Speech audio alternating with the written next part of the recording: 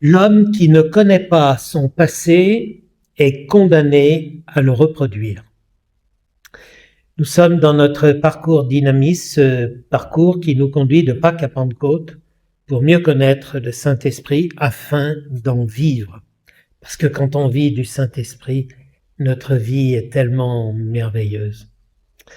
Nous sommes dans une série de réflexions sur le Saint-Esprit qui nous aide à mieux discerner, parce que le Saint-Esprit nous est donné pour apprendre à mieux discerner.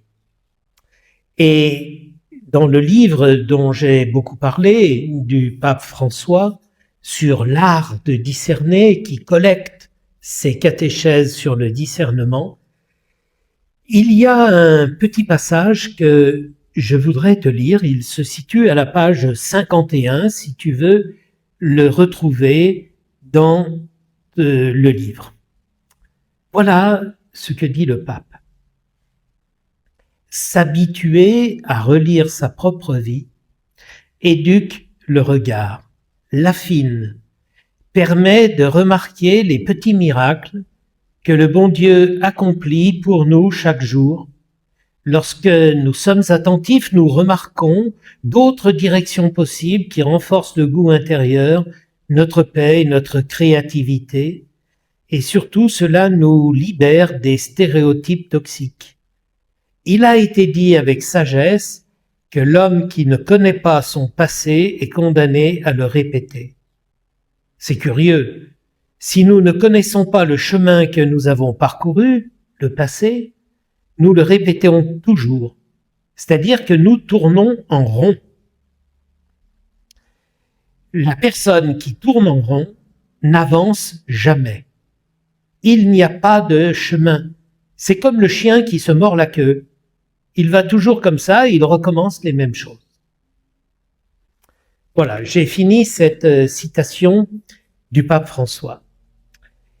Le Saint-Esprit, il ne veut pas que nous tournions en rond, comme le chien qui se mord la queue. C'est une belle image qu'a donnée le pape François. Le Saint-Esprit, lui, il veut nous aider à avancer pour marcher vers plus de plénitude dans notre vie. Il est donc hautement souhaitable que nous nous arrêtions de temps en temps pour faire ce que le pape appelle cette relecture de vie. Le pape François était un jésuite et la relecture de vie, c'est vraiment un principe ignatien, donc de saint Ignace de Loyola, le fondateur des jésuites.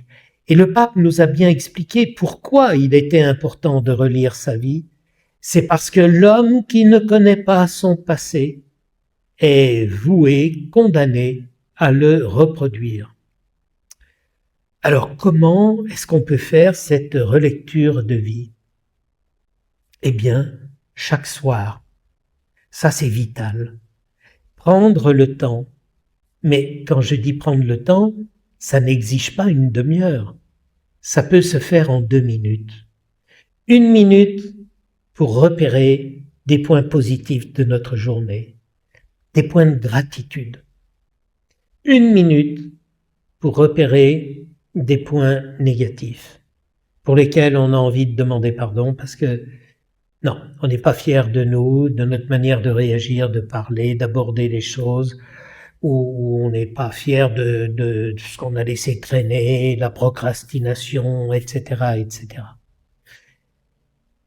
Si tu te couches le soir sans faire ce petit exercice, encore une fois, 2 minutes sont à peu près suffisants, eh bien, tu ne connais pas suffisamment ton passé et donc tu vas être voué, condamné à le reproduire le lendemain et tu vas tourner en rond en reprenant toujours les mêmes mauvaises habitudes, les mêmes mauvais choix.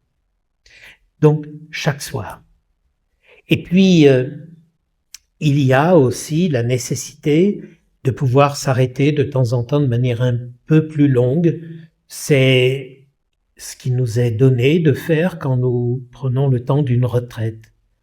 Alors une retraite spirituelle, Si tu vas dans un foyer de charité, je les aime bien, je prêche souvent dans les foyers de charité.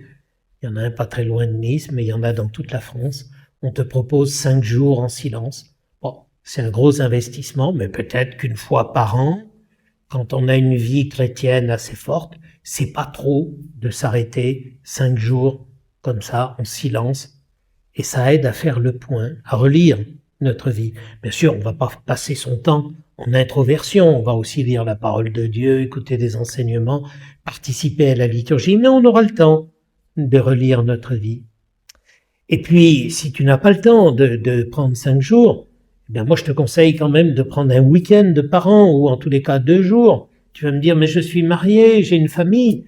Ben écoute, tu appelles ta belle-mère, ou bien les parrains, marraines de tes enfants, ils seront tout contents de les garder pendant 2 jours, surtout s'ils savent que c'est pour que tu ailles faire une retraite spirituelle. Et viens à la guet, tu seras bien accueilli, bien accompagné, ça sera merveilleux.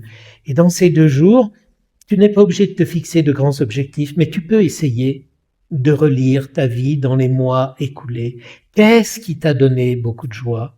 Qu'est-ce qui, au contraire, t'a mis dans une situation d'insatisfaction?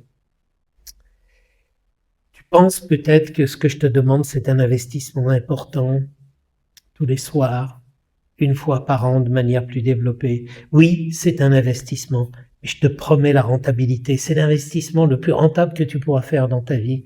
Parce que je te le redis, si tu ne connais pas ton passé, tu es condamné à le reproduire, tel le chien qui se mord la queue. Et le Saint-Esprit, lui, il veut te faire avancer vers la plénitude et pas tourner en rond.